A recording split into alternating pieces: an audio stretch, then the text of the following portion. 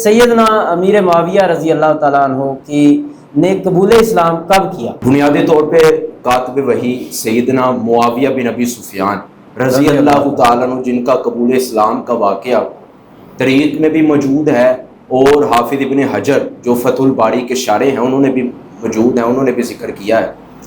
وہ کہتے ہیں کہ صلح حدیبیہ کے بعد 1 سال بعد حضرت معاویہ رضی اللہ تعالیٰ عنہ نے اسلام قبول کر لیا تھا، مگر اسلام کا اظہار وہ فتح مکہ کے موقع پر ہی کر لیا تھا۔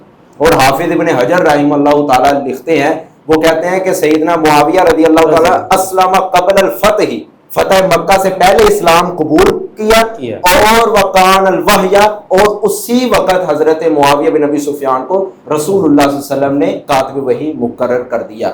اسلام آپ لے کر آئے تھے فتح مکہ کے موقع پر، مگر اظہار جو کیا تھا وہ صلح حدیبیہ کے 1 سال بعد کیا تھا، اور اسی وقت آپ علیہ السلام نے ان کو کاتب وحی مقرر کر دیا۔ جب اس کا اظہار کیا اسی وقت کاتب وحی کا اسی وقت کاتب وحی کا مل گیا تھا لقب۔ اور جب رسول اللہ کی خدمت میں حاضر ہوتے ہیں تو رسول اللہ صلی اللہ علیہ وسلم سے رسول اللہ نے پوچھا ہے کیوں آئے ہو؟ فرمایا اسلام قبول کرنے آئے ہوں۔ جب یہ الفاظ سنے تو رسول اللہ نے کہا مرحبا، آپ کو خوش آمدید۔